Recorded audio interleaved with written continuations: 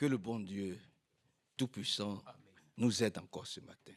Je voudrais saluer la sœur Christiane. Que le Seigneur te bénisse puissamment. On te porte dans notre cœur. Et nous allons toujours continuer à prier pour toi. Amen. Au nom de Jésus-Christ. Sœur Michel, que Dieu te bénisse. Vous êtes toute rayonnante. Qu'est-ce que vous êtes belle ce matin. Nous vous aimons. Que Dieu vous bénisse puissamment. Hein, sœur Evelyne? C'est le trio. Que Dieu soit avec vous. Au nom de Jésus-Christ. Alors, avant d'aller un peu plus loin, vous savez que nous avons l'amour de la vérité. Il s'agit du Saint-Esprit qui doit nous conduire dans toute la vérité. Jean chapitre 16. Comprenez? Soyez vigilants. Soyez attentifs. Comprenez? Parce que quelquefois, il y a des mauvais esprits qui nous parlent et nous croyons que c'est le Saint-Esprit qui s'exprime. C'est vrai, frère. Je vous ai déjà dit ici que nous avions une sœur en Afrique qui pouvait nous dire, allez dans telle chambre d'hôpital, il y a telle personne qui est couchée, elle a telle maladie. Et puis lorsque tu t'en vas, effectivement, c'est la personne dans la chambre, c'est le nom de la personne, et la personne a effectivement la maladie. Amen. Et puis quand vous priez pour la personne guérit. Mais quand le Seigneur a permis que cet esprit-là soit dévoilé à une convention que nous étions à Adiaké, quelque part là-bas en Afrique, on a vu que c'était un esprit de python qui animait cette sœur-là. Elle ne parlait pas conduite par le Saint-Esprit. Et une fois dans cette brochure-là, vous voyez, dans cette brochure-là, où il est dit, les hommes posent des questions, Dieu répond par sa parole. Amen. Frère Franck aussi a été beaucoup suivi, frère. Frère Franck a été beaucoup accusé. Mais les accusations sont parties d'où? D'une femme. Je me dis que j'ai dit ça comme ça. D'une femme. Cette femme m'a dit que le Saint-Esprit lui a dit. Le Saint-Esprit lui a dit. Et je vous ai répété ici, à plusieurs raisons. Le Saint-Esprit ne peut pas dire une chose et puis se contredire. Le Saint-Esprit ne peut pas vous dire, n'abandonnez pas vos assemblées, et puis le même Saint-Esprit va venir te dire, sors de l'assemblée. Ce n'est pas le Saint-Esprit. Ce n'est pas le Saint-Esprit. Parce que l'œuvre du Saint-Esprit va te prévenir en amont. C'est-à-dire, l'œuvre du Saint-Esprit va te dire, ne rentre jamais dans cette église-là. C'est pour ça qu'il est écrit quelque part, voyez-vous, sortez du milieu de mon peuple. N'y entrez pas. Donc, nous sommes avertis. En amont. Le Saint-Esprit ne peut pas te dire une chose et puis te dire le contraire. Le Saint-Esprit n'a jamais détruit une assemblée. Le Saint-Esprit n'a jamais divisé. Le Saint-Esprit rassemble, unit, parce que nous formons un seul et même corps. Donc, soyez vigilants. Avec les personnes qui vont venir d'une façon très pieuse, vous dire, le Saint-Esprit m'a dit. Voilà ce que ce Saint-Esprit-là a dit contre le frère Franck. Et que ça a posé beaucoup de problèmes. Et que ça l'a amené même en justice. À plusieurs réponses. Mais nous tous, nous savons que ce n'est pas le Saint-Esprit. Parce que le Saint-Esprit ne peut pas t'amener à porter plainte contre ton frère à la justice. Ça, je ne crois pas en ce Saint-Esprit-là. Votre amène est faible ce matin. Voilà. Le Saint-Esprit, ça peut pas t'amener. Frère Franck dit ceci. Par la grâce de Dieu. Suivez. Alors, on lui pose la question, comment réagis-tu à tout ce qui est dit sur toi? Il dit, aucune réaction, si ce n'est que cela me donne l'occasion de bénir également ceux qui ne peuvent plus contrôler leur jalousie. Leur jalousie. Ils ne peuvent plus contrôler leur jalousie. Il dit, il n'en va pour moi pas autrement que pour tous les serviteurs de Dieu qui ont publié la parole. Je reprends. pour que nous puissions bien comprendre cela. Il dit, il n'en va pour moi, pas autrement, que pour tous les serviteurs de Dieu qui ont publié la parole.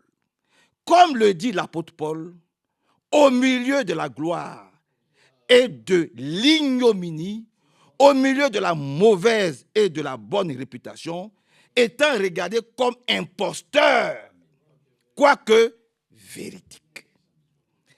Paul était regardé comme un imposteur. Et le Seigneur Jésus-Christ même a été traité, a dit, c'est pas Belzébul qui fait ces choses. Mais ce n'était pas vrai. Non. Donc c'est comme ça aussi, ce fameux Saint-Esprit-là, a amené une mauvaise influence sur le frère Franck. Continuez un peu, par la grâce de Dieu. Il dit, quand par exemple des calomnies sont répandues dans la revue Contender, c'est, si vous voulez, une brochure, des fascicules, où je crois qu'il y a le frère Jackson et tous ceux-là qui publient des revues et qui vont à l'encontre même de ce que Dieu fait, même, je peux même dire aujourd'hui. Et la plupart des frères qui ont lu le Contender sont en déroute. Que Dieu nous aide. C'est pour ça qu'il y a des choses que nous pouvons lire. Et puis il y a des choses, quand tu lis là, fais attention. Je vous dis que la plupart de ceux qui ont lu les Contenders, qui se sont efforcés à lire les Contenders, sont aujourd'hui, malheureusement, dans le décor. Permettez que je ne cite pas des noms. Ça les a rendus orgueilleux. C'est-à-dire qu'ils en savent plus que Dieu lui-même. Seigneur, viens à notre secours. C'est ce que le frère nous dit ici. Ou dans un livre sur les 7 tonnerres. Donc, les gens écrivent dans les livres sur les 7 tonnerres contre le frère Franck et surtout dans les Contenders. Contenders, c'est aux États-Unis. Dans des lettres ouvertes et même du haut de la chair ou par Internet. On le critique sur tous les plans, à tous les niveaux.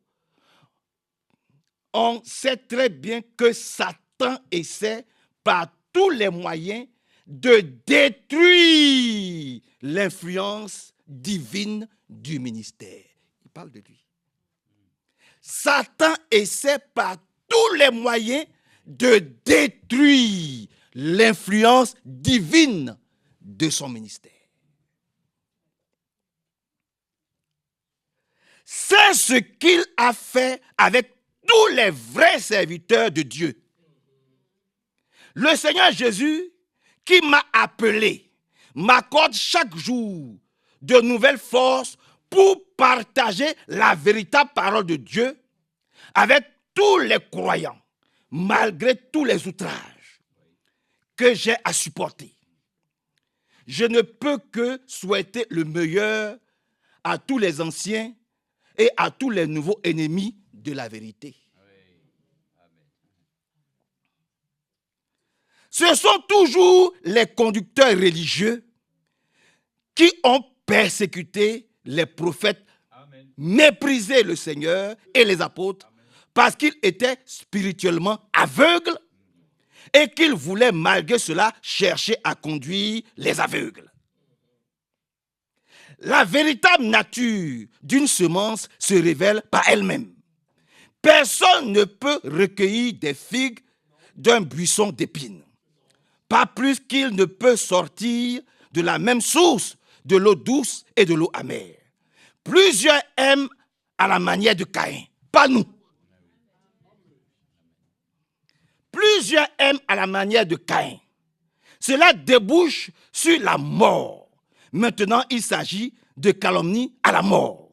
Caïn, avec sa jalousie, et Abel, qui était agréable au Seigneur, sont un exemple devant nos yeux. L'envie et la jalousie amènent la haine. Et la haine pousse à tuer son prochain, voire son propre frère. Citation. Frère Branham. Il n'est pas nécessaire de planter un couteau dans le dos d'un homme pour le tuer. Vous pouvez détruire sa réputation et son influence. Parler contre votre prédicateur, dit quelque chose de mauvais sur lui, c'est comme si vous aviez tiré sur lui. Dit quelque chose de faux sur une personne et cela va détruire son influence auprès des gens. Et vous en serez coupable. C'est ce qu'a dit le Seigneur Jésus. Isaac et Ismaël étaient fils du même père. Cependant, celui qui était né selon la chair haïssait celui qui était né selon la promesse. Or, vous, frères, comme Isaac, vous êtes enfants de la promesse. Mais comme alors celui qui était né selon la chair persécutait celui qui était né selon l'esprit, il en est de même aussi maintenant. Cela ne peut jamais être le contraire. Un camouflage n'est pas possible. Quiconque hait son frère est un meurtrier. Et vous savez qu'aucun meurtrier n'a la vie éternelle demeurant en lui. C'est la pure vérité. Quiconque hait son frère et le tue par calomnie, en réalité, il commet un suicide spirituel parce qu'il perd la vie éternelle. Parce qu'il perd la vie éternelle. Alors, j'ai lu ça pourquoi? J'ai lu ça pour vous dire ceci. Quand quelqu'un va venir vous dire, le Saint-Esprit m'a parlé pour me dire que je dois sortir de l'église, faites attention. Faites attention de ne pas manger cette sémence. Permettez que je n'aille pas loin. Faites attention de ne pas avaler ce serpent-là. Parce qu'aujourd'hui, c'est la même chose. C'est le même esprit-là. Cet esprit qui était dans le jardin d'Éden, qui est venu séduire Ève et qui a dit à Ève, voici le nouveau message que moi, le serpent, je t'apporte pour que tu aies la vie. Ce message a amené la mort. Cette mauvaise influence-là, faisons attention, frère. Dieu n'a pas un double langage. Vous comprenez, frère? Dieu n'a pas un double langage. Faites attention aujourd'hui à ceux qui vont vous dire c'est le Saint-Esprit qui m'a dit de sortir. Ce n'est pas vrai.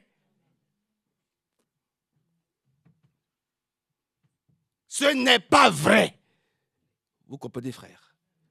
Le Saint-Esprit ne peut jamais te dire sors de ton assemblée locale. Ce n'est pas vrai. Même si on vient avec des larmes, voire même des larmes de sang, le Saint-Esprit ne te dira jamais sors de l'assemblée. Parce que c'est le même Saint-Esprit qui a dit n'abandonnez pas vos assemblées. Et c'est le même Saint-Esprit qui a dit au temps où nous sommes, marchons ensemble. Continuons. Au contraire, exhortons-nous, fortifions-nous à aller de l'avant. Que Dieu nous bénisse. Lèvons-nous tous ensemble. Alors, je pense que je n'ai pas besoin de présenter le frère Élie Pongo pour les anciens. C'est un frère, c'est un ami. Il vient du Congo, Kinshasa, précisément du Kananga. Ça fait des années qu'il vient ici et il marche dans le même esprit que nous. Ça, c'est à préciser. Il marche dans les mêmes esprits. Amen. Nous marchons. Parce qu'ici, là, plus jamais, nous ne laisserons des frères venir ici prêcher autre chose que nous ne croyons pas. Amen. Nous ne céderons plus jamais la chair à qui que ce soit pour venir raconter des fables habilement conçues qui vont nous amener dans les décors. Des Dieu m'a dit, le Saint-Esprit m'a dit, c'est terminé. Je vous préviens, les temps deviendront de plus en plus difficiles. Et nous sommes dans un temps de grande séduction et de beaucoup d'épreuves. Le Seigneur, il a son vent en main et il vanne. Les faibles, ceux qui vont passer leur temps à écouter les hommes, mais ils vont partir. Ils vont tomber comme de la paille. Ceux qui vont continuer à suivre des ouvrages comme les Contenders ou comme les 7 tonnerres. Nous en parlerons, le Seigneur voulant. Ils vont aller dans le décor. Hein. Mais des gens comme Élie Pongo sont de la même... Vous avez vu que ce qu'il a dit hier, nous l'avons dit aussi dit ici. Il est venu confirmer les prédications, réécouter mes prédications. Il est venu confirmer. Que Dieu le bénisse. Puissant. Amen. Amen.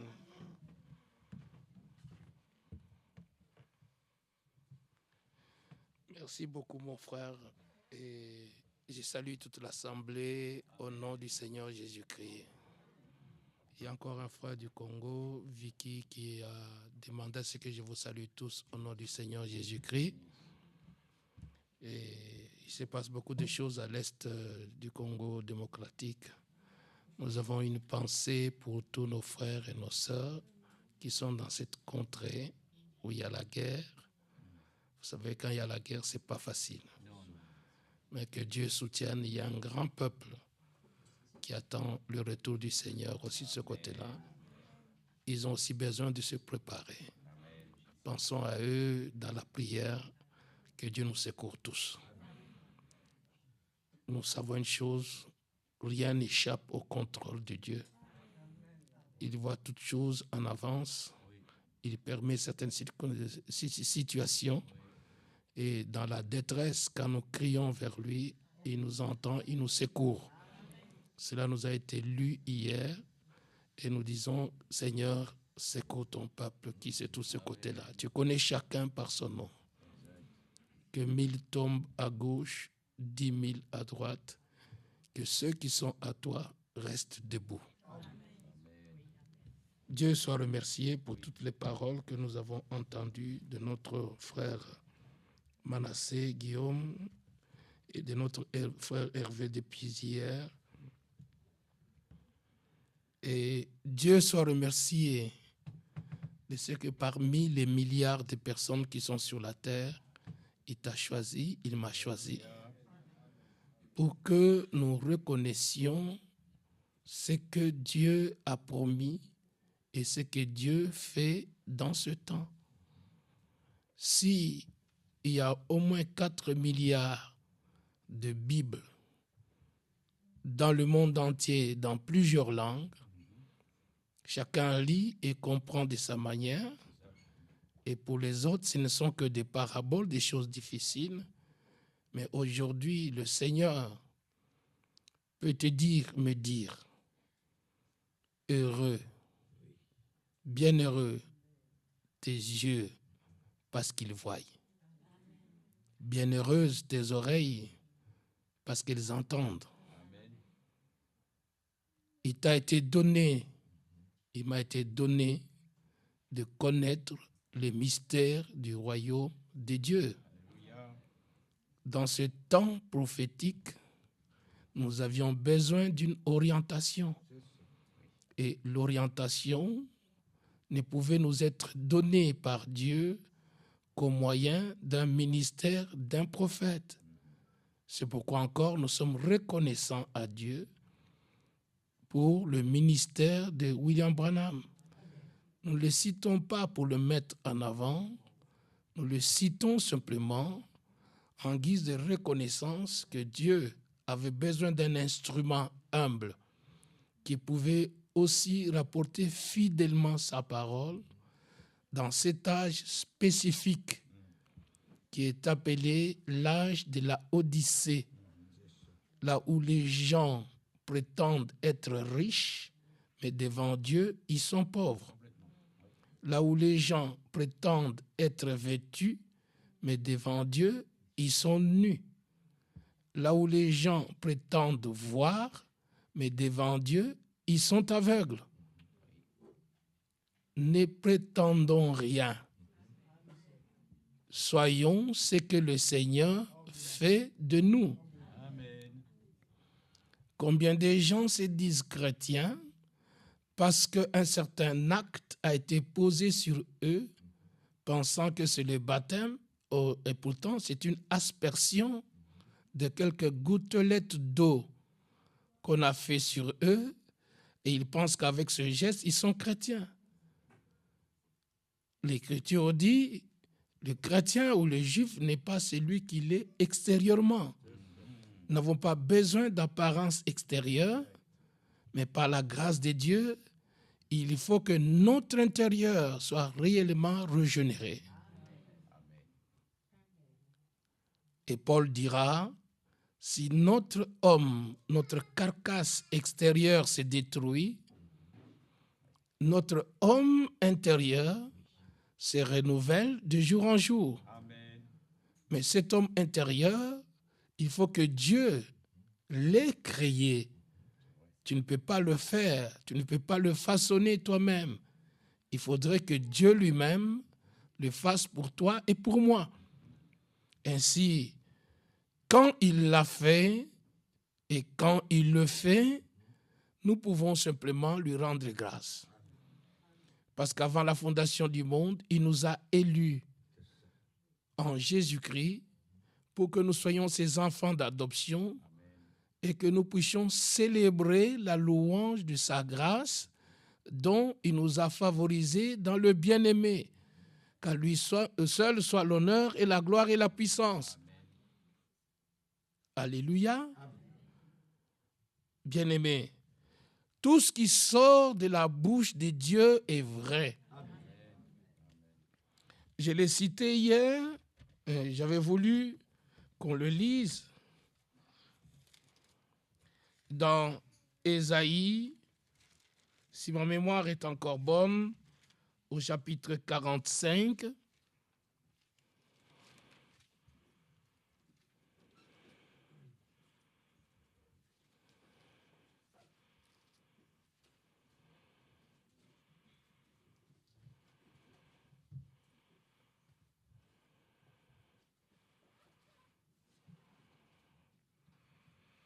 Il y a une parole puissante que je cherchais, mais ça me vient comme ça, mais je ne l'ai pas préparé, mais comme ça me vient sur les lèvres, il faut vraiment qu'on le lise.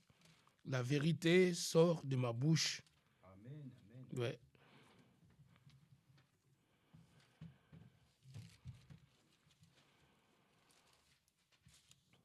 C'est le verset 23. Yes. Merci. Ésaïe 45, verset 23. Je le jure par moi-même, la vérité sort de ma bouche. Amen. Et ma parole ne sera point révoquée.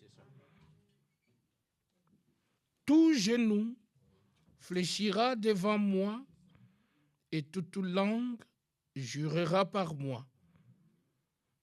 Que Dieu bénisse sa parole. Amen. Vous pouvez vous asseoir.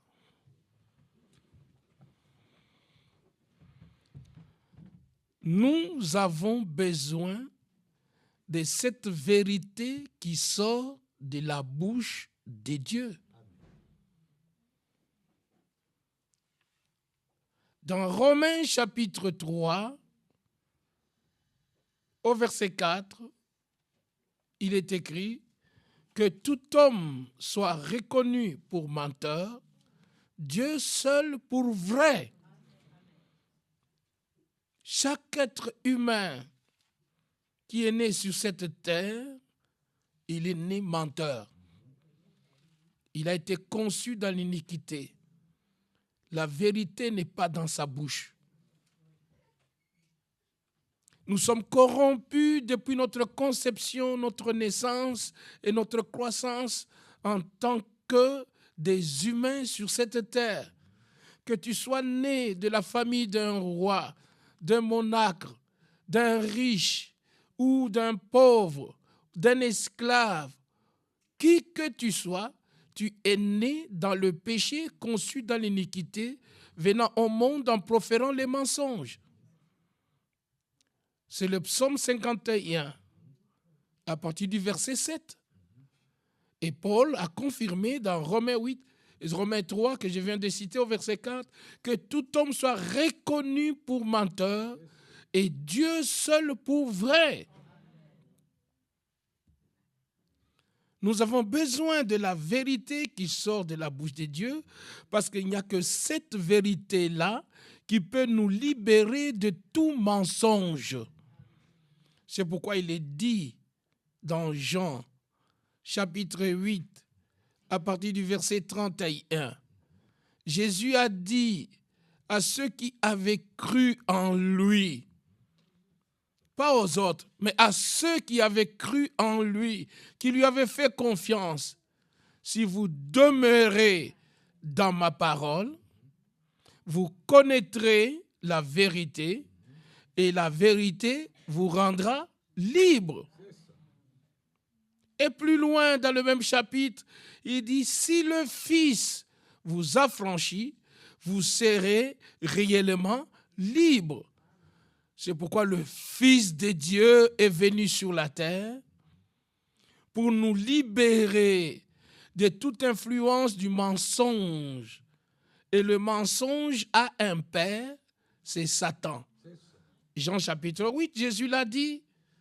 Satan est menteur. Depuis le commencement, il est le père du mensonge. Nous n'avons pas besoin du père du mensonge, nous avons besoin du père de la vérité. Loué soit Dieu. La vérité sort de ma bouche et ma parole ne sera point révoquée. Dieu dit ce qu'il pense et ce qu'il pense, il le dit. Toi et moi, nous pouvons dire une chose et les circonstances peuvent arriver. Nous n'arrivons pas à honorer nos paroles. Mais Dieu, lui, avant qu'il ne parle, il connaît déjà la fin avant le commencement. Aucune circonstance n'annulera ce qui est sorti de la bouche de notre Dieu. Frères et sœurs, nous pouvons faire à Dieu confiance. Parce que tout ce qu'il a dit depuis l'Ancien Testament et dans le Nouveau Testament a été démontré et demeure la vérité. Ce sont des réalités divines que nous vivons. Même la vie que nous avons, même la mort qui nous arrive, c'est une réalité qui vient de la parole de Dieu. Parce que c'est Dieu qui avait prononcé à Adam, le jour où tu en mangeras, tu mourras certainement. Alors, comme ils se sont amusés d'écouter une autre bouche qui n'était pas la bouche de Dieu, et la conséquence, la mort les a frappés parce que Dieu avait déjà dit, si vous osez manger à cet arbre-là, si vous osez écouter l'autre-là au lieu de m'écouter, la mort vous frappera. Et ils ont expérimenté la mort dans leur chair, dans leur corps. Mais Dieu avait un plan de rédemption. Alléluia. Nous le louons pour cela. Nous n'allons pas simplement regarder notre chute par Adam, voyons aussi notre relèvement de la poussière par Jésus-Christ, notre Sauveur. Parce que Dieu voulait amener à la gloire beaucoup de fils. Il est venu participer à notre nature humaine dans un corps de chair et de sang. Et il a versé son Saint-Sang à Golgotha pour que nous soyons réconciliés avec lui et que nous puissions être ramenés dans notre position initiale de fils et de filles de Dieu qui sont en communion avec leur Père céleste. Loué soit le nom du Seigneur. La parole de vérité sort de ma bouche. Aucune de mes décisions, aucune de mes paroles ne sera point révoquée. C'est parce que la parole de Dieu est efficace. Ça, nous le lisons dans Hébreux chapitre 4. C'est une parole connue, hein? Frère, c'est quelque chose de merveilleux si on est tous en harmonie avec les Saintes Écritures. C'est comme on joue les instruments de musique. Si toutes les notes sont bien en harmonie, il y a un son agréable à notre oreille.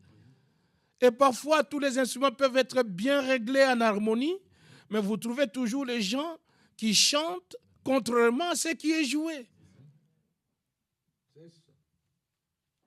Dieu a pu agencer correctement les paroles de l'Ancien Testament dans le Nouveau Testament par l'entremise de ses apôtres, mais vous trouvez toujours les gens qui sont à l'envers de ce que les apôtres ont enseigné. C'est regrettable.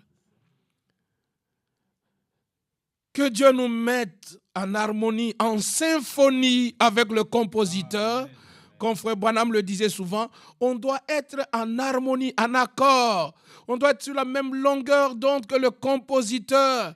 Ainsi, la musique et les instruments sont réglés correctement et notre entendement aussi doit être correct par la grâce de Dieu. Ne peut écouter correctement les choses de Dieu que c'est lui à qui Dieu a fait grâce et à qui Dieu a accordé l'intelligence pour comprendre les choses qui sont écrites. Sans cela, nous sommes tous nuls. Que Dieu nous vienne en aide et être reconnaissant tout le temps que ce que j'ai, je ne l'ai pas fabriqué par moi-même, je l'ai reçu du Seigneur. C'est à lui que doit revenir la gloire. C'est à lui que doit revenir l'honneur, l'adoration et toutes choses. Il prend soin et il me guide sur son chemin. Ainsi, j'ai cité Hébreux chapitre 4, verset 12, je le lis. Hébreux 4, verset 12. Car la parole de Dieu, celle qui est la vérité là, elle est vivante. Gloire soit rendue à Dieu. Si elle est vivante, elle doit nous donner la vie. Comment une parole vivante ne peut pas te relever, ne peut pas me relever? Non seulement qu'elle est vivante, elle est efficace. Plus tranchante qu'une épée quelconque à deux tranchants, pénétrante jusqu'à partager âme et esprit, jointure et moelle. La parole juge même les sentiments et les pensées du cœur. Gloire soit rendue à Dieu. Ô Seigneur Dieu, que ta parole pénétrante, qu'elle pénètre mon âme, qu'elle juge mes sentiments. Tu ne la tournes pas d'abord vers l'autre. Laisse la parole te tourner vers toi-même. Mets-toi en jugement avec la parole. Je dois me mettre en jugement avec la parole. Je n'écoute pas pour l'autre, j'écoute pour moi-même d'abord.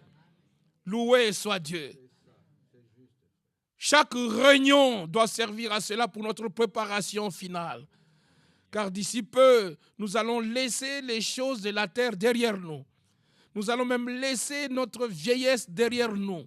Nous allons laisser nos maladies derrière nous, nos épreuves derrière nous. Tout ce que Satan a amené, on nous l'a lu ici. Comment on peut être jaloux de quelqu'un d'autre? Donc on doit être animé de l'esprit de Caïn. C'est Caïn qui était jaloux de l'offrande de son frère Abel. Et la jalousie l'a amené où?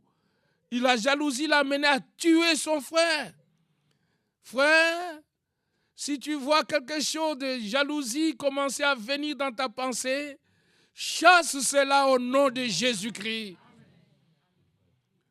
Parce que tu dois poignarder, ça va t'entraîner à poignarder les autres dans le dos, de parler du mal contre eux, à inventer des histoires qui n'existent pas. C'est pas bon. Ça ne sent pas bon. Il faut l'éloigner de nous. Jésus revient. Je ne veux pas m'occuper des autres. Je veux m'occuper de moi-même. Que la parole me pénètre.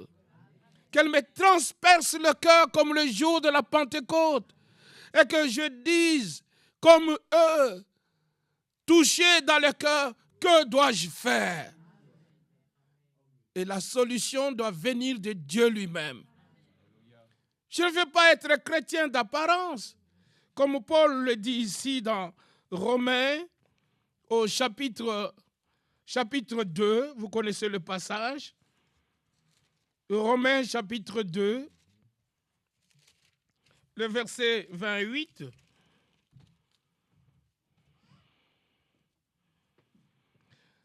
Le juif, ce n'est pas celui qui en a les apparences. Aujourd'hui, nous dirons, le chrétien, ce n'est pas celui qui en a les apparences. La religion, ce n'est pas la foi. La religion, ce n'est pas le salut. La religion a éloigné les hommes de Dieu. Mais Christ nous a approchés de Dieu. Et la circoncision, ce n'est pas celle qui est visible dans la chair. Mais le juif, aujourd'hui nous dirons, le chrétien, c'est celui qui l'est intérieurement. Il faut que notre intérieur soit d'abord labouré par Dieu lui-même. Qu'il fasse de toi, qu'il fasse de moi une personne nouvelle. Qui donne à chacun un nouveau cœur intérieurement. Amen.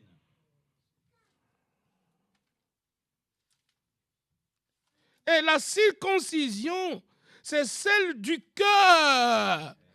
Voilà. Parce que la promesse était dans Jérémie 31 et dans Ézéchiel 36. Comme vous aviez le cœur de pierre, vous avez été incapable d'observer ma parole. Voici, j'ai fait une alliance nouvelle. Je vous donnerai un cœur nouveau. Oh, loué soit Dieu. En vertu de la nouvelle alliance, par le sang de Jésus sur le bois de Golgotha, il a été donné aux hommes qui croient réellement en Dieu un nouveau cœur. Ça ne peut pas être un cœur de méchanceté. Ça ne peut pas être un cœur de jalousie. Le cœur méchant, le cœur mauvais, le cœur incrédule, le cœur de jalousie a été ôté par l'œuvre de Golgotha. En tant que chrétien, on doit avoir un nouveau cœur. Oh, que les effets du message du salut, de l'évangile éternel, soient visibles dans ta vie et dans ma vie. Comme Paul l'a dit dans Romains 1, au verset 16, « Je n'ai point honte de l'évangile, du message du salut de Dieu, car ce message du salut de Dieu est la puissance de Dieu pour le salut de quiconque croit. » Que la puissance de sa parole ait son effet dans ta vie et dans ma vie, pour la gloire de Dieu. Oh, c'est pourquoi nous sommes exposés devant la parole, pour que ces effets de la parole nous pénètrent. Et comme le frère le disait hier, personne ne dort, que le Seigneur nous réveille un peu. Comme leur cœur était réveillé le jour de la Pentecôte, ils ont trouvé la nécessité d'avoir un refuge, d'avoir le salut. Que ferons-nous? Répentez-vous et que chacun de vous soit baptisé au nom du Seigneur Jésus-Christ. Alors, vous recevrez le don du Saint-Esprit, qui est la promesse du Père. S'il est parlé de la promesse du Père, on doit faire allusion aux enfants de Dieu. Parce que Dieu n'est pas le Père de tout le monde. Il est le Père de ceux qui ont été engendrés de lui. Et l'engendrement, c'est par la semence parole dans ton cœur et dans mon cœur. Est-ce que tu la reçois de cœur joie ou tu boudes? Ne boudons jamais quand nous sommes sous l'écoute de la parole de Dieu. Soyons disposés à la recevoir. Aussi dure qu'elle peut être parfois, mais c'est pour notre bien. Ce n'est pas pour notre égarement. Que Dieu nous fasse grâce. Réellement, que Dieu nous fasse grâce. Que notre manière de venir au rassemblement d'écouter diffère de ce que nous avions pendant que nous étions dans les dénominations. Jésus-Christ est le même, hier, aujourd'hui et éternellement. Bien-aimés, Le juif ou le chrétien aujourd'hui, ce n'est pas celui qui en a de l'apparence extérieure, quelque chose de visible extérieurement dans la chair, mais c'est celui qui l'est intérieurement.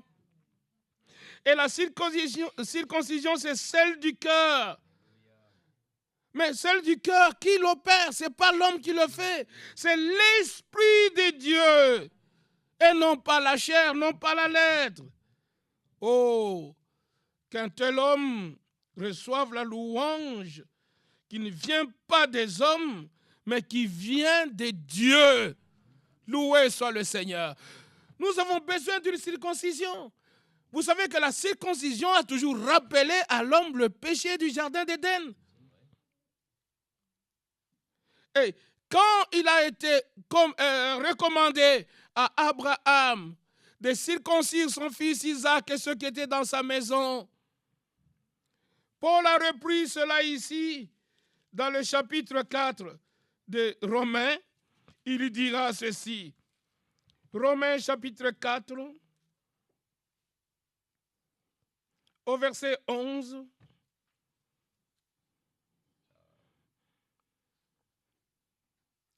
Et Abraham reçut le signe de la circoncision comme sceau, un signe extérieur visible comme sceau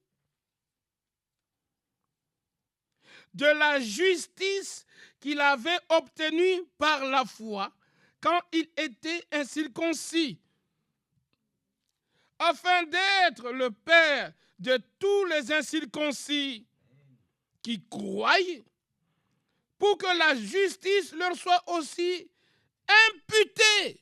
Alléluia. Voyez-vous que dans l'Ancien Testament, c'était un signe extérieur de la justice qu'il avait reçue par la foi. Mais dans le Nouveau Testament, ça ne doit pas être un signe extérieur. Ça doit être un signe intérieur. Parce que c'est la circoncision du cœur, opérée par l'Esprit. Et nous avons lu dans Hébreux 4, verset 12, la parole est pénétrante comme une épée à double tranchant. Oh, c'est merveilleux. Parce qu'il faut quelque chose de tranchant pour faire cette circoncision. Et quand est-ce que la parole devient pénétrante? C'est lorsque l'Esprit de Dieu la prend comme le jour de la Pentecôte et la pénétré leur cœur.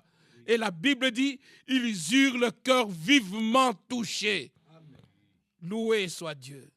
Nous en avons besoin aujourd'hui, que dans chaque réunion, la parole nous pénètre. Et que nous ne puissions pas dire, frère Hervé a dit, frère Manassé a dit, mais que nous puissions avoir la conviction que Dieu m'a parlé directement. Et que l'Esprit de Dieu opère une circoncision intérieure. Si dans l'Ancien Testament, ils ont reçu comme sceau de la justice qu'ils avaient reçu un signe extérieur, toi et moi, dans le Nouveau Testament, nous recevons comme sceau, pas extérieurement, mais intérieurement, quel est ce sceau? 2 Corinthiens chapitre 1. 2 Corinthiens chapitre 1.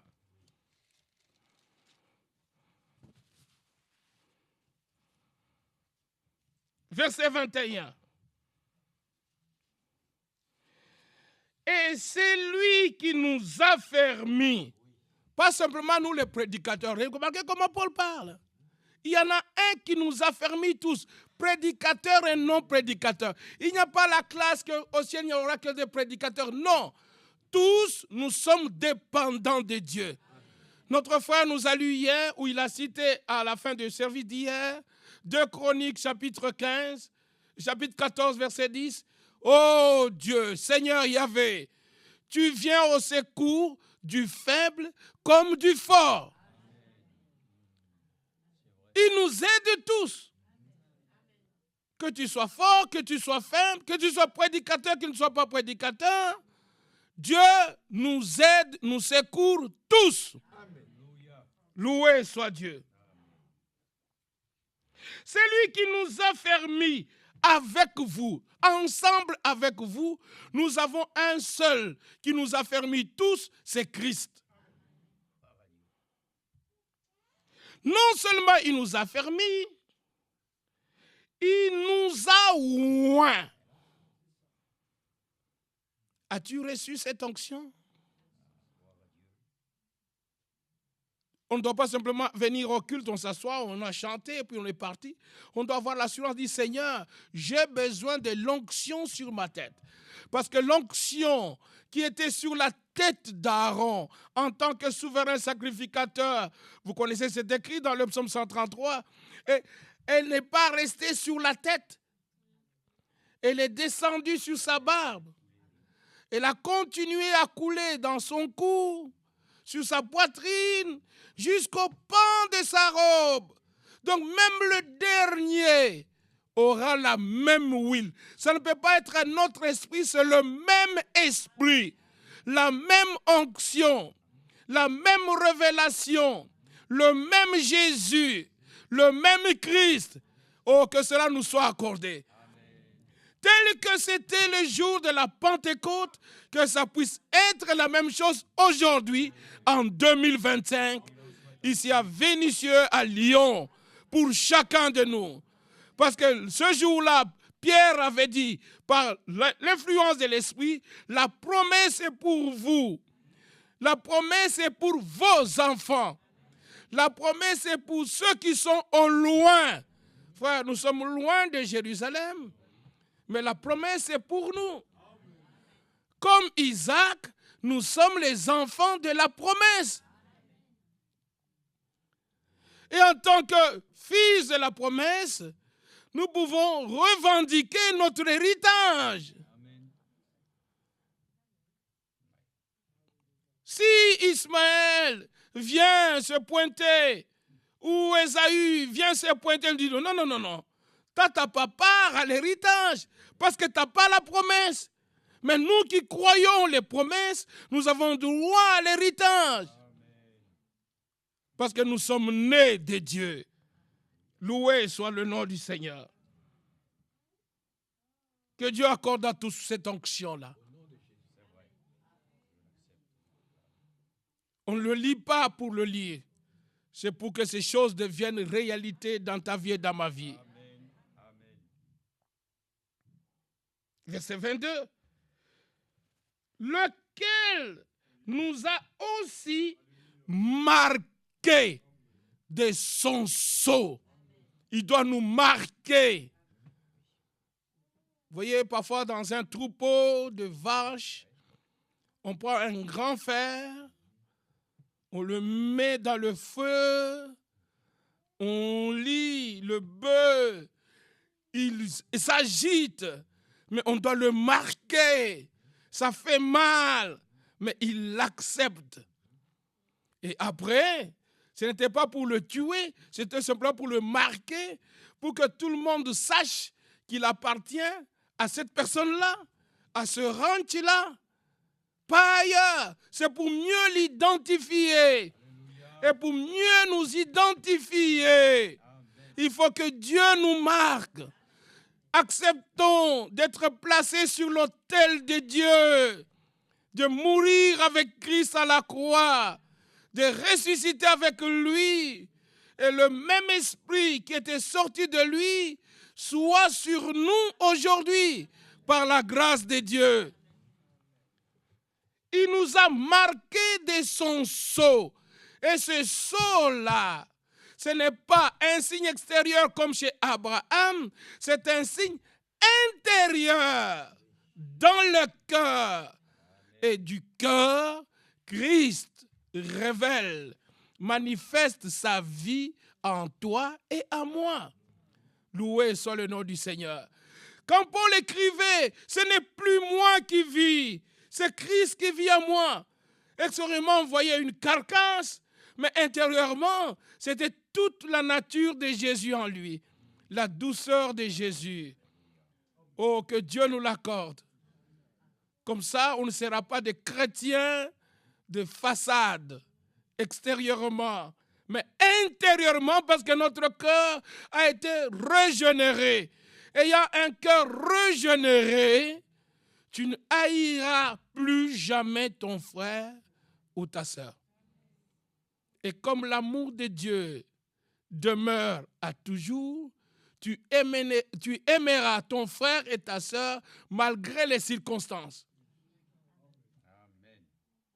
C'est parfois quand il arrive des circonstances et certaines situations malheureuses, c'est alors que maintenant on voit si réellement tu as aimé ou tu n'as pas aimé. Dans la plupart des cas, c'est alors qu'on te va dire, frère, déjà moi je savais que ce frère-là, cette sœur-là, alors tu vas fouiner, tu remets en surface toutes les choses négatives, toutes les paroles négatives. Et maintenant, c'est qu'on dit, mais où est-ce que tu étais tout ce temps?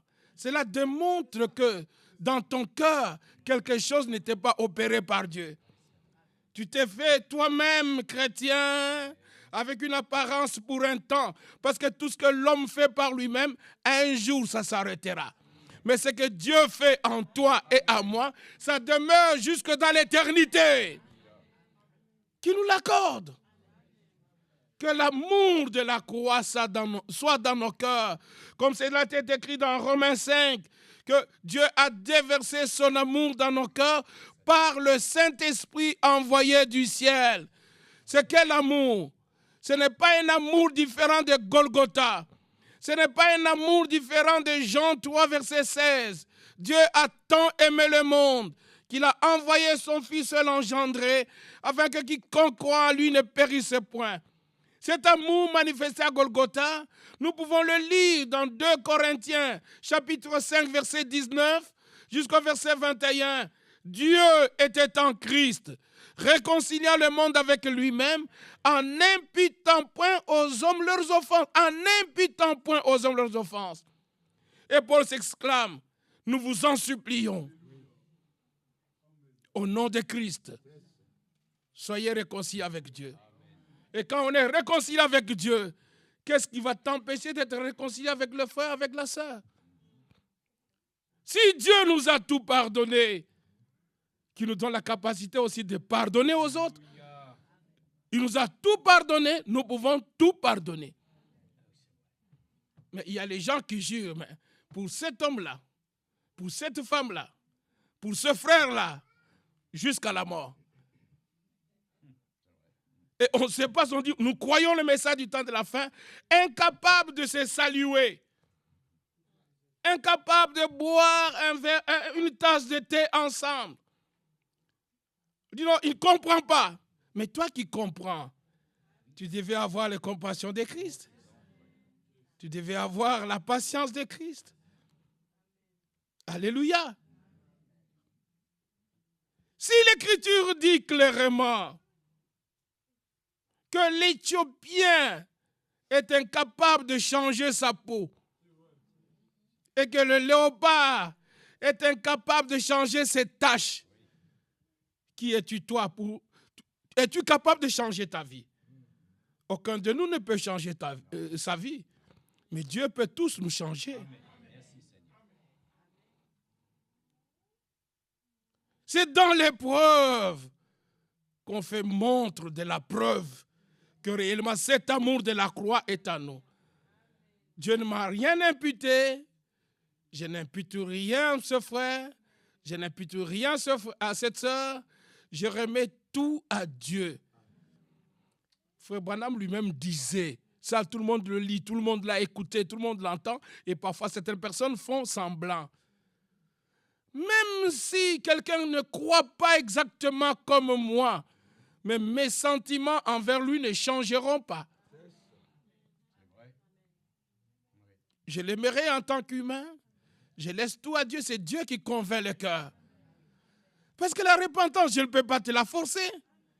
C'est le Saint-Esprit qui nous convainc de péché.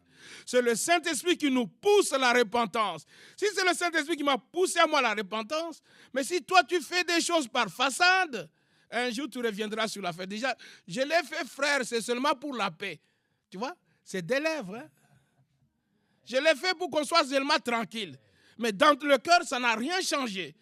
Tu as la même haine, la même répugnance pour l'autre, le même mépris pour l'autre. Que Dieu nous aide. Que ces choses-là ne demeurent pas au milieu de nous. Ce sont des choses qui attristent le Saint-Esprit. Parce que dans Éphésiens, chapitre 1, verset 13, parole connue de tous, vous aussi, après avoir entendu la parole de la vérité, qui est l'évangile de votre salut, en lui, vous avez cru et vous avez été scellés. Scellés. Le sceau a été placé en vous. Quel sceau? Ce n'est pas un signe extérieur. C'est un sceau dans le cœur. Le cœur a été changé. La nature a été changée. Vous avez été scellés du Saint-Esprit qui avait été promis. Lequel est le gage de notre héritage? C'est le gage. Ce n'est pas tout le prix. À Golgotha, tout le prix a été payé, mais le Saint-Esprit n'est qu'un gage de notre héritage. Il y a des autres choses que le Seigneur nous réserve à l'avenir. Mais acceptons d'abord le plein prix du pardon à la croix et aussi acceptons le gage du Saint-Esprit et alors les autres choses viendront. Es-tu rassuré dans ton cœur que tes péchés ont été pardonnés? Comme Dieu t'a pardonné. Qu'est-ce qui t'empêche de pardonner aussi à l'autre? Que Dieu nous aide. Après que Paul ait dit ces paroles-là dans 2 Corinthiens chapitre 5, il dit, oh, c'est simplement merveilleux ce qu'il dit. Au verset 21, celui qui n'a point connu le péché, c'est-à-dire Jésus-Christ, il l'a fait devenir péché pour nous. Pas pécheur, mais péché. Pour toi et pour moi. Dans quel but? C'est afin que nous devenions en lui justice de Dieu. Amen, alléluia. En Jésus-Christ, nous sommes devenus des justices de Dieu. Quelle grâce. Non simplement il nous a justifiés, mais il a fait de nous des justices. Parce que le premier-né, notre Seigneur Jésus-Christ, il est dit de lui, dans ce passage aussi bien connu, dans la Bible de Dieu, 1 Corinthiens, au chapitre 1er, le verset 30. Or, c'est par lui que vous êtes en Jésus-Christ, qui, par la volonté de Dieu, a été fait pour nous sagesse. Il a été fait pour nous justice. Ce qu'il a été, c'est ce que nous sommes. Que Dieu nous l'accorde dans la réalité. Il a été fait pour nous sagesse, justice, sanctification et rédemption. Loué soit Dieu. Tout ça, il a fait pour que toi et moi nous parvenions à cette stature de l'homme parfait. Et nous y parviendrons. Nous pouvons déjà louer Dieu de ce que nous y sommes. Permettez-moi de le dire ainsi. Tu dis, oh frère Élie, pourquoi tu dis comme ça? Dis oui, je le dis, en vertu de la parole de Dieu. Romains chapitre 8, ceux qu'il a connus d'avance, il les a aussi appelés. Ceux qu'il a appelés, il les a aussi justifiés. C'est fait. Ce n'est pas dans l'avenir, c'est déjà fait. Et ceux qu'il a justifiés, il les a glorifiés. Ouh là là. Dans la foi, je marche déjà dans ma glorification. Je marche déjà dans la glorification de l'Église rachetée. Christ a tout accompli à Golgotha. Que son nom soit loué. Alléluia. Loué soit Dieu. Ce qu'il est, lui, le premier-né, nous le sommes par grâce. Que l'ennemi ne nous l'ôte pas. Il viendra chuchoter à tes oreilles, te faisant voir tes manquements, tes insuffisances, tes échecs, les échecs, je les ai déjà eus, peut-être que je les aurai encore, mais ma foi regarde à la victoire de Golgotha. Nous sommes plus que vainqueurs par celui qui nous a aimés. C'est l'amour de Dieu qui nous accorde cette victoire. Bien-aimés frères et sœurs, ce qui sort de la bouche de Dieu, c'est la vérité. Dans 1 Jean chapitre 5, 1 Jean 5,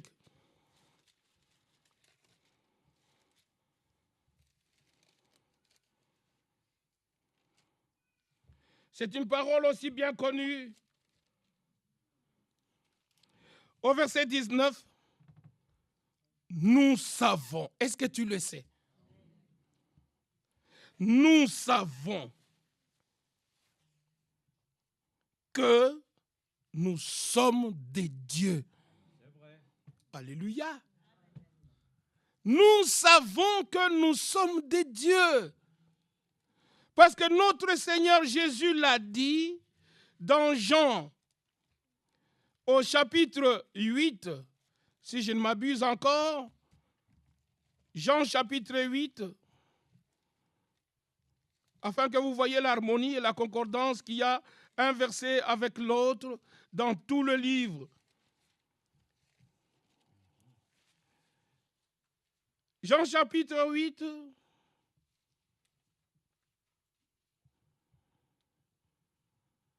à partir du verset 45,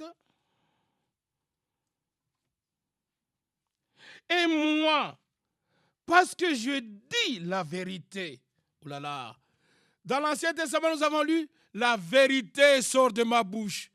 Ici, dans le Nouveau Testament, Jésus, le Fils de Dieu. Fils de Dieu, c'est la parole faite chair. Et la parole faite chair, c'est Dieu lui-même. Celui qui a parlé dans l'Ancien Testament, c'est le même qui parle dans le Nouveau Testament. Et moi, parce que je dis la vérité, vous ne me croyez pas. Qui de vous me convaincra de péché? Si je dis la vérité, pourquoi ne me croyez-vous pas? La question peut être posée.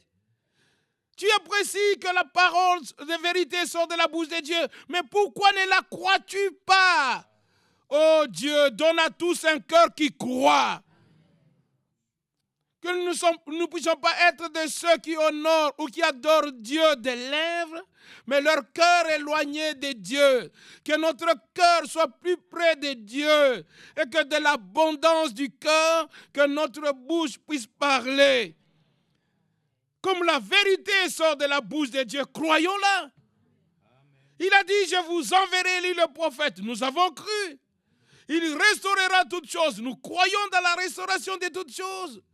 Je vous donnerai mon esprit. Nous croyons dans la promesse de la réception de l'esprit.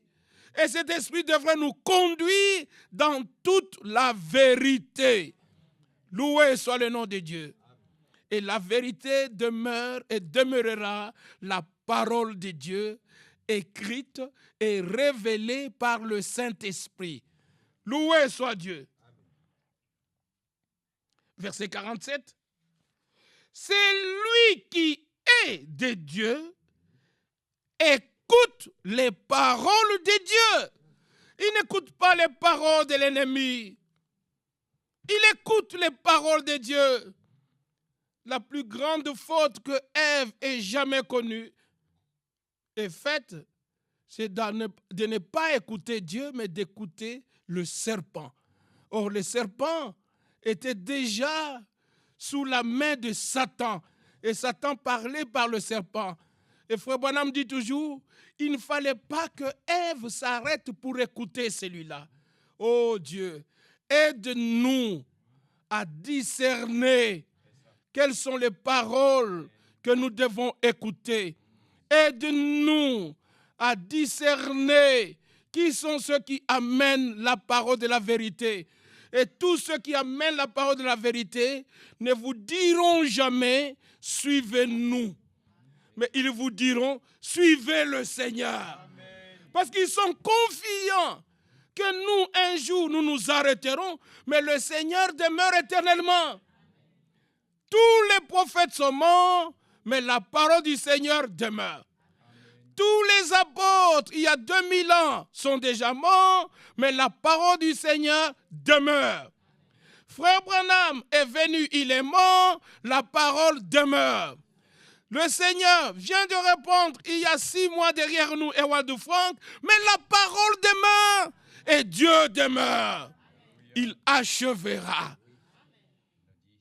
Rien ne manque à la parole de Dieu et là où Dieu manifeste sa présence. Frère, croyons Dieu, croyons ses promesses, soyons confiants et calmes. Même dans le grand trouble, Dieu est celui qui a calmé la tempête, qui a fait abaisser la mer, les eaux de la mer. Et il est le même, il connaît toutes choses. Il est au contrôle. Celui qui est de Dieu écoute les paroles de Dieu. C'est ainsi que ici dans son épître, il dira, nous savons que nous sommes de Dieu. Ce sont les mêmes paroles qu'il dit ici dans 1 Jean chapitre 4, au verset 4 d'abord. Vous, petits enfants, vous êtes de Dieu. Que ceux qui sont de Dieu disent Alléluia. Réjouissons-nous. Quelle grâce d'être de Dieu. Et si Dieu est pour nous, qui sera contre nous? Il fait l'erreur de nous attaquer parce que nous sommes de Dieu. Et Dieu est le Créateur. Et Dieu est le Tout-Puissant. On a lu dans plusieurs versets hier. Celui qui combattait Israël, il combattait Dieu. Mais dans toutes les guerres, dans toutes les batailles, Dieu a toujours été vainqueur. Loué soit le nom du Seigneur. Et ici, dans 1 Jean chapitre 5, je continue la lecture. Nous savons que nous sommes de Dieu. Et dans 1 Jean chapitre 4, il a dit la même chose au verset 6. Nous sommes de Dieu. Vous êtes de Dieu. Celui qui connaît Dieu nous écoute. Alléluia. Parce que ceux qui sont de Dieu prononcent la parole de Dieu. Pas leur propre parole. Pas leur explication. Qui nous lisent dans la Bible. Ce sont les paroles sûres. Ce sont les paroles vraies.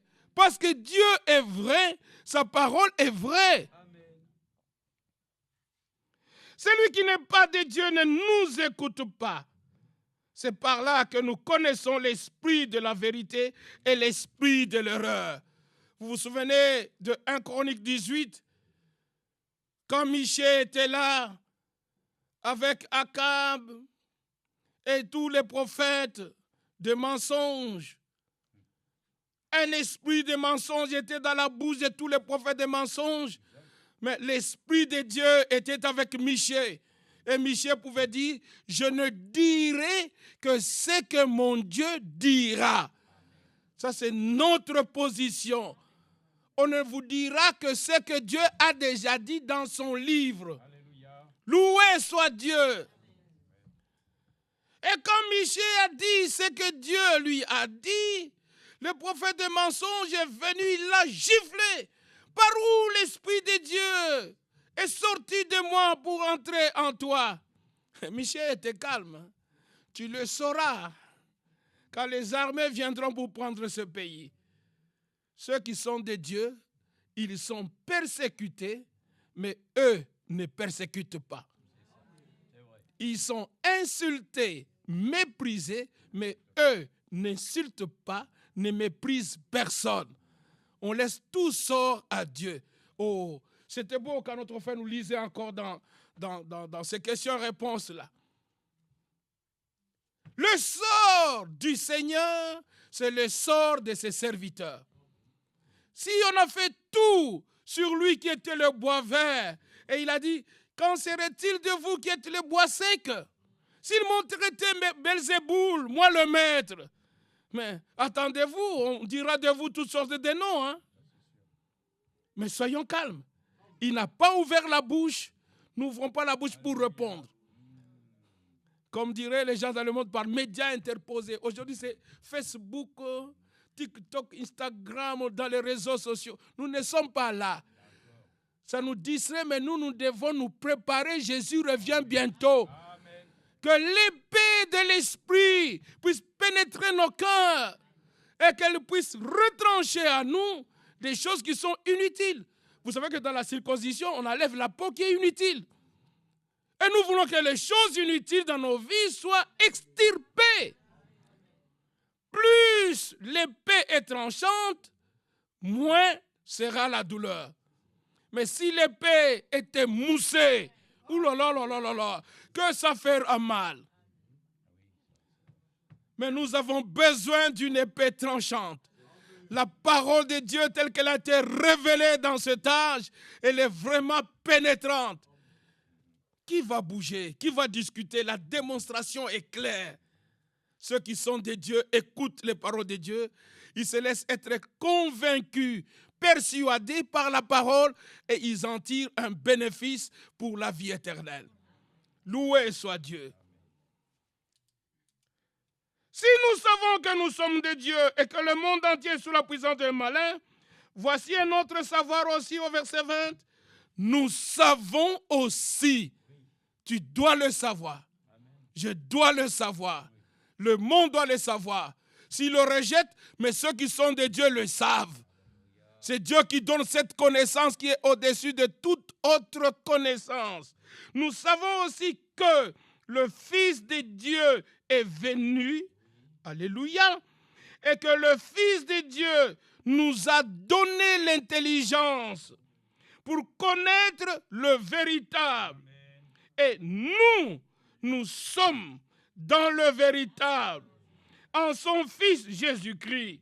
C'est lui qui est le Dieu véritable et la vie éternelle. Alléluia. Et la vérité sort de la bouche de Dieu.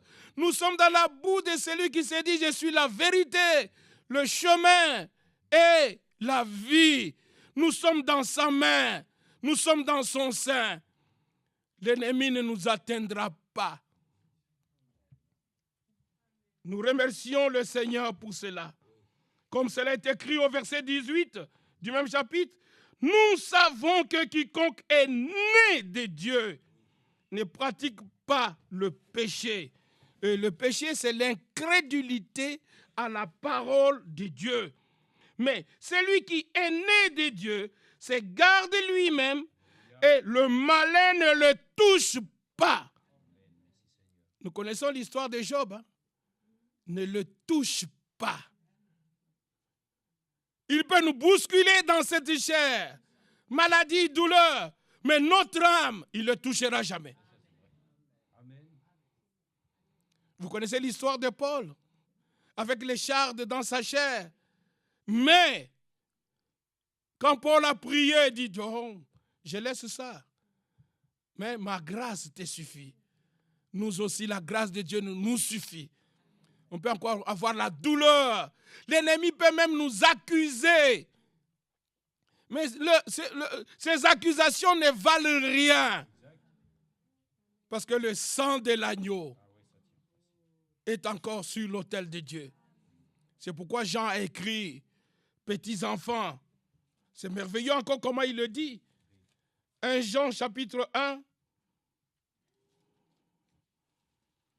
verset 9. Si nous confessons nos péchés, il est fidèle et juste pour nous les pardonner. Alléluia.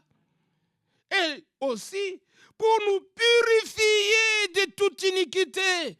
La purification vient de lui. Verset 10. Si nous disons que nous n'avons pas de péché, nous le faisons menteur et la parole n'est point à nous. Sa parole n'est point à nous. Tout homme est reconnu pour menteur, mais Dieu seul pour vrai. Donnons tout l'honneur à notre Dieu. Et il continue dans le chapitre 2. Mes petits enfants, je vous écris ces choses afin que vous ne péchiez point. Et si quelqu'un a péché, parce que ça peut arriver, nous sommes dans cette marche, qu'on ne te jette pas la pierre. Mais qu'est-ce qui arrive? Nous avons, alléluia, et eux les apôtres, et nous qui avons cru dans leurs paroles, nous avons un avocat auprès du Père. Son nom, c'est Jésus-Christ le juste. Lui, l'avocat là, il est lui-même une victime expiatoire pour nos péchés. Oh, loué soit Dieu. Et non seulement pour les nôtres, mais aussi pour ceux du monde entier. Dans tous les peuples, dans toutes les nations, dans toutes les races, dans toutes les couleurs, dans toutes les langues. Il est la victime expiatoire pour nos fautes. Loué soit Dieu. Tu es digne de prendre le livre et d'en ouvrir les sceaux, car tu as racheté pour Dieu les gens de toute tribu, de toute race, de tout peuple, de toute nation. Tu as fait d'eux un royaume, pas deux royaumes, un royaume. Dans ce royaume, il est le seul roi. Que personne de nous n'ose faire son petit royaume dans le royaume de Dieu. Il n'y a qu'un seul roi dans le royaume. Et dans l'église, il n'y a qu'un seul chef, c'est Christ. Dans le corps, il n'y a qu'une seule tête, c'est Christ. Soumettons-nous tous à Christ. Mais par la grâce de Dieu, soyons unis comme des membres, d'une manière coordonnée, à ce seul chef, à cette seule tête qui est Jésus-Christ. Dieu ne viendra pas prendre un corps amputé. Il prendra un corps entier, parfait. Que ceux qui le croient disent Amen. Faisons confiance en Dieu. Ce glorieux message a été envoyé dans le monde entier afin d'appeler ceux qui appartiennent à l'épouse. Et ceux qui appartiennent à l'épouse écoutent la parole de la vérité. Ils sont délivrés de tout mensonge du diable. Et ils sont purifiés par la parole de la vérité. Et la vérité sera aussi dans leur cœur. Et la vérité sera aussi dans leur bouche. Et la vérité sera aussi dans leurs pensées et dans leur esprit. Que Dieu nous l'accorde.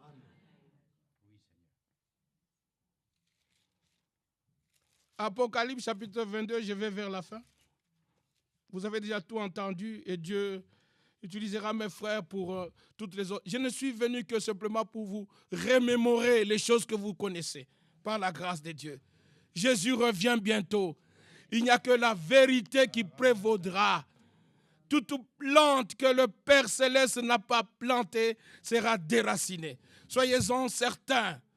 Tout ce qui ne vient pas de Dieu, à un moment donné, ne sera plus parmi le peuple de Dieu, ce ne sera plus dans l'église de Dieu, ne sera plus dans le royaume de Dieu.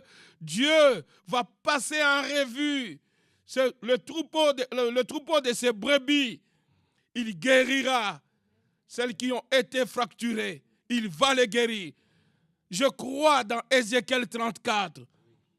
Il soignera celles qui sont malades. Et il va bousculer tous ceux qui ont bousculé ses propres brebis. C'est la promesse. Hein? Le ciel et la terre passeront, mais la parole de Dieu ne passera point. Apocalypse 22, je dois aller à la fin. Oh, que Dieu soit remercié pour la réunion encore de ce jour. À partir du verset 6. Et il me dit, ces paroles sont certaines et véritables. Parce que ça vient de Dieu, c'est certain. Comme ça vient de Dieu, c'est véritable, c'est la vérité même. Il faut que tu le ressentes aussi dans ton cœur, que je le ressente.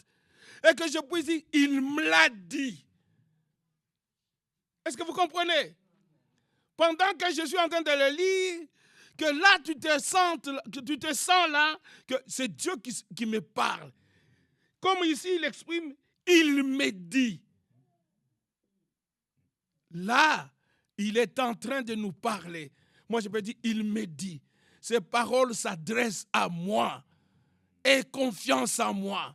J'ai commencé, j'acheverai. J'ai donné ma vie à la croix pour que toi, tu aies la vie. Je suis descendu dans le Hadès pour que toi tu ailles au ciel. J'ai versé mon sang pour que toi tu sois réconcilié avec Dieu. Il m'a dit, il me le dit, je l'accepte.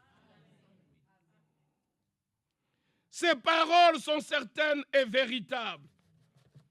Et le Seigneur, le Dieu des esprits des prophètes, a envoyé son ange pour montrer à ses serviteurs, au pluriel, les choses qui doivent arriver bientôt. Rendons grâce à Dieu. Il a envoyé William Branham, son prophète, pour montrer à ses serviteurs les choses qui doivent arriver bientôt. Nous sommes le peuple le mieux informé du monde. Que ce soit concernant la situation actuelle, dans le Proche-Orient, dans le monde entier, nous sommes informés par la parole prophétique pour ce temps. C'est pourquoi nous ne nous inquiétons pas. Que Trump soit rentré au pouvoir, il y a un dessein de Dieu. Que l'économie de la France chute, Dieu connaît toutes choses. La parole de Dieu est la vérité. Nous pouvons nous appuyer dessus et dire comme Sophonie, dans Sophonie chapitre 2, j'ai entendu, Seigneur, ce que tu as annoncé, déclaré. En tant qu'humain, je suis un peu saisi de crainte, mais par tes grandes compassions, dans ta grande miséricorde, souviens-toi de moi. Ce qui doit arriver, arrivera. Pas moyen de l'empêcher. Les tremblements de terre, on ne peut pas l'empêcher. Vous avez vu les inondations ici, juste à côté? Mais on parle aujourd'hui, il y a combien? 9 régions, départements ici en France, avec le vent à 195 km/h. Et il y a le cru des rivières et tout ça. Nous avons bousculé les rivières pour bâtir. Maintenant, les rivières nous ont dit non, non, nous allons récupérer notre lit. Que vous le vouliez ou pas, ils vont récupérer. Oh, les autorités ne font rien, mais c'est vous qui avez voulu qu'on vous fasse quelque chose. Maintenant, il faut respecter ce que Dieu a déjà dit. Et les choses iront bon train. Que Dieu nous vienne simplement en aide. La parole de Dieu est bonne. Hein? Il y a tout dans ce livre, tout. C'est pourquoi l'enlèvement aussi est une réalité. Il y a les gens qui ne sont pas distraits, ils se préparent. Voyez-vous, nous sommes de ceux qui se préparent. Parce que dans Apocalypse 19, au verset 9, dit « Bienheureux, c'est lui qui est invité au festin des noces de l'agneau. » Nous sommes les bienheureux. Non simplement nos yeux parce qu'ils voient, non simplement nos oreilles parce qu'elles entendent, mais aussi nous sommes invités, nous nous sentons concernés. Que l'épouse que Jésus viendra prendre, c'est nous. Et son épouse s'est préparée. Il lui a été donné d'être revêtu d'un fin lin éclatant et pur. Et le fin lin, ce sont les œuvres de justice des saints. Ce ne sont pas tes œuvres. Ce sont les œuvres de justice des saints. Ouh là là. Quand l'homme était tombé, c'est Dieu lui-même qui a tué l'agneau, qui a pris la peau, qui l'a couvert. Et à la croix de Golgotha, Christ a versé son sang. Et c'est Christ qui vient nous revêtir de sa justice en vertu de sa résurrection d'entre les morts. Loué soit Dieu. Amen. Le Dieu des esprits des prophètes a envoyé son ange pour montrer à ses serviteurs les choses qui doivent arriver bientôt. Et voici, je viens bientôt. Bienheureux, celui qui garde les paroles de la prophétie de ce livre. Ouh là là, c'est merveilleux. Bienheureux, celui qui garde les paroles de la prophétie. Ce qui fut dit à Jean, c'est ce que Pierre avait reçu par l'inspiration.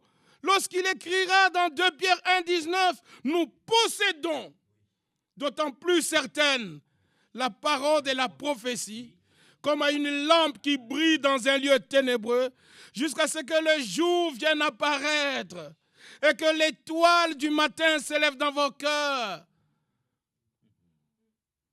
Sachant tout d'abord vous-même qu'aucune prophétie de l'Écriture a été l'objet d'interprétations particulières, car jamais une prophétie a été donnée par la volonté de l'homme, mais c'est poussé par le Saint-Esprit que les hommes ont parlé de la part de Dieu. Tout ce que les prophètes avaient déclaré arriver concernant la première venue de Christ, cela est arrivé. Une voix crie dans le désert, « Voici mon messager que j'envoie devant toi. » Et Jean était cette voix-là. C'était arrivé. Je publierai le décret. Voici, tu es mon fils, je t'ai engendré aujourd'hui. Une vierge concevra, et l'enfantera un fils. On l'appellera Emmanuel. Quand le temps fut accompli, Jésus naquit à Bethléem, parce que Michée avait déjà déclaré, et toi, Bethléem Ephrata, petite entre les milliers de Juda, de toi sortira celui qui est le chef, et dont la domination repose sur son épaule. Son origine remonte aux jours anciens, aux jours de l'éternité. Loué soit Dieu. Amen. Si tout au début, ça s'est accompli 100%, croyons aussi qu'à la fin, tout s'accomplira 100%. Amen. Je vous enverrai Élie le prophète, Élie est venu. Il rétablira toutes choses. Et en 65, le Seigneur l'a repris. Mais avant qu'il le reprenne, il avait déjà préparé un autre instrument pour qu'il puisse aller dans le monde entier avec le même message. C'est pourquoi le 11 juin 1958, à Dallas, Texas, William Branham dira à Ewald Frank, « Mon frère Frank, tu retourneras en Allemagne avec ce message. » Pas un autre message que Ewald Frank a amené, c'est le même message dans lequel nous sommes maintenant. Amen. Quand le 1er avril 1962, le Seigneur dit aux États-Unis, à William Branham, emmagasine la nourriture. À la même heure, c'était le 2 avril, ici en Allemagne, en Europe, là le 1er, mais en Allemagne c'était déjà le 2. Mon serviteur emmagasine la nourriture. Et en rapport avec la nourriture emmagasinée, le 3 décembre 1962, William Branham dira à Ewald Frank, « Mon frère Frank, la nourriture, ce n'est pas une nourriture naturelle. Et la faim, ce n'est pas une faim naturelle. C'est une faim spirituelle. Et la nourriture, c'est la nourriture spirituelle. C'est la parole promise, révélée pour ce temps que tu trouveras dans ces bandes magnétiques. Attends jusqu'à ce que tu aies le reste et tu seras là en train de les distribuer. Quelle grâce de voir là-bas au fond les brochures qui sont exposées. Ce n'est pas pour décorer cette salle. Hein? Ayez le temps de les lire. Ça appartient à tout ce qui a été emmagasiné. Que ce soit les prédications de William Branham, que ce soit les prédications d'Ewald Frank, tout est nécessaire. Il y a un fois qu'il nous donne toujours un exemple qui est merveilleux. Quand tu entres en terminale, le premier jour des cours, jusqu'au dernier jour de cours, quand l'épreuve ou l'examen doit être donné, ce ne sera pas donné sur la dernière leçon que vous avez apprise. On posera la question même sur la première leçon.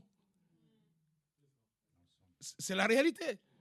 Ainsi, toutes les prédications sont nécessaires. Les prédications de William Branham ne sont pas pourries. Elles ne sont pas caduques comme quelques-uns essaient de le penser ou de le dire hautement. Faisons attention. C'est la parole de Dieu révélée pour ce temps. La parole est venue au prophète. Frère Frank l'a toujours répété. Je ne suis pas prophète. La parole a été donnée au prophète. Mais par la grâce de Dieu, je prêche la parole prophétique. J'expose le plan du salut de Dieu selon la prophétie. Nous sommes reconnaissants à Dieu pour cela. Oh, je le disais il y a quelque temps, je ne sais pas dans quelle assemblée encore. Dit, regardez, on a suivi la rediffusion il n'y a pas longtemps. Là, frère Rousse disait, dit, j'ai l'impression que les gens ne lisent plus. Mais aujourd'hui, nous allons lire pour vous tous. Nous sommes en 85, hein, et il a pris la prédication de William Branham, le respect. Il le lisait. Donc c'était simplement nécessaire qu'on le lise là-bas. On ne peut pas le lire à Lyon. On peut le lire. C'est pour nous fortifier, pour savoir toutes les instructions qui ont été données pour notre préparation finale. Nous sommes heureux. Il y a ceux qui ont oublié la prédication qui a été mise hier, ils attendent celle d'aujourd'hui. Et puis après aujourd'hui, ils vont oublier, ils attendent celle de mercredi. Non, toutes sont nécessaires. On peut y revenir quand on peut. On peut y revenir, je dis bien, on peut y revenir quand on peut. Et Dieu, dans sa grâce, il a établi des gens pour prendre toutes ces pépites qui sont dans toute cette parole et nous les donner par grâce. C'est la même nourriture, c'est le même message, c'est la même parole, le même Saint-Esprit qui doit nous animer pour distribuer la même parole. Et le peuple doit recevoir le même esprit pour croire. Et ensemble, nous allons expérimenter l'action finale. Amen. Loué soit Dieu. Verset 7. Et voici, je viens bientôt. Heureux celui qui garde les paroles de la prophétie de ce livre. C'est moi, Jean, qui ai entendu et vu ces choses. Aujourd'hui, nous pouvons dire, c'est moi, cite ton nom. J'ai vu ce que Dieu a promis de faire pour ce temps. J'ai entendu ce que Dieu dit maintenant. Matthieu 13, verset 16. Heureux vos yeux parce qu'ils voient. Heureuses vos oreilles parce qu'elles ont entendu. Beaucoup de prophètes et de justes ont voulu voir ce que vous voyez et ne l'ont pas vu. Entendre ce que vous entendez, ne l'ont pas entendu. Mais vous êtes la génération qui était destinée par Dieu à entendre les choses que nous entendons. Frère, Luther ne les a pas entendus. Hein? Wesley ne les a pas vus. Nino, tu as vu. Sarah, tu as entendu. Monique, tu as vu. Bill, tu as vu. Est-ce qu'on peut dire ça comme ça? Sephora, tu as vu aussi. Chris, tu as vu. Landry, tu as vu. Hervé, tu as entendu. Manassé, tu as vu. Moi, Jean, j'ai vu, j'ai entendu. Aujourd'hui, j'en ai plus. Aujourd'hui, c'est toi qui vois les prophéties qui s'accomplissent, mais aussi les promesses parmi le peuple élu. Nous entendons la parole que nous devions entendre dans ce temps. C'est différent des méthodistes, c'est différent des pentecôtistes, c'est différent des groupes charismatiques. Ça, c'est la parole qui était au commencement. Loué soit Dieu. Comme c'est la parole du commencement, attendons-nous aussi à la même confirmation comme au commencement. Amen. Oh, c'est la même foi, le même Dieu, la même puissance, les mêmes dons de l'Esprit, que Dieu les déverse au milieu de nous. La même circoncision, que Dieu la fasse au milieu de nous. Le même baptême de l'Esprit, le même scellement, qu'il scelle tous, et qu'avec un seul cœur, nous puissions former un seul corps. Nous avancerons triomphalement vers la victoire finale. Que Dieu nous bénisse tous. Qu'il nous révèle sa parole. Qu'il ouvre notre entendement spirituel. Chaque fois que la parole est lue, tu es capable, on lit simplement un verset. Là où tu es assis, le Seigneur peut te donner 3 ou 4 versets en rapport avec le même sujet. Ça nous arrive très souvent. Est-ce que tu as déjà ressenti cela? On lit juste un verset par Hervé, mais là où tu es assis, tu vois d'autres versets qui défilent dans ton cœur. Tu vas vite, tu regardes, oh, c'est un rapport. Il y a une connexion. Oh, que Dieu nous l'accorde. Merci d'être là, d'être venu ce matin. Merci pour votre attention. Que le Dieu du ciel confirme sa parole. Qui nous donne à tous la nature de Jésus de l'intérieur jusqu'à l'extérieur. Si la nature humaine nous entraîne au vieillissement et à la mort, pas de souci, pas de problème. La mort a été vaincue. Bientôt, nous allons recouvrir notre jeunesse éternelle. Il n'y aura plus de cheveux blancs. On se disait avec frère Hervé, mais regarde la tête, les cheveux commencent à blanchir. Mais pas de souci. Bientôt, ils vont tous noircir. Les rides se sont formées avec l'âge, mais bientôt, sans aucune chirurgie esthétique, le Seigneur va nous donner des corps de jeunes de 18 ans. Oh là là, à tel point que ceux qui vivent avec nous maintenant ne nous reconnaîtront plus. Vous savez que Jésus, après sa résurrection, même Marie n'a pas pu la voir comme elle était. Parce que durant toute sa vie, il était l'homme défiguré, de qui on Dieu tournait le regard. Mais après la résurrection, oh là là, quelle beauté! Il était très splendide. Hey, Marie pensait que c'était un jeune jardinier. Et le Seigneur l'a regardé. Quand il a prononcé Marie, Marie l'a reconnu par la parole. Par la parole, reconnaissons aussi le Seigneur. Oh, Rabouni, elle a couru vite. Il dit, yeah, ne me touche pas encore, car je ne suis pas encore monté vers le Père. C'était le matin de la résurrection. Mais au soir, il pouvait dire, venez, touchez-moi. Parce que quelque chose s'était passé. Qui nous bénisse tous, qui nous fortifie dans cette foi. Prions les uns avec les autres, prions les uns pour les autres, et que le Seigneur restaure totalement. Les paroles s'accompliront 100% comme au commencement. Puissions-nous nous lever.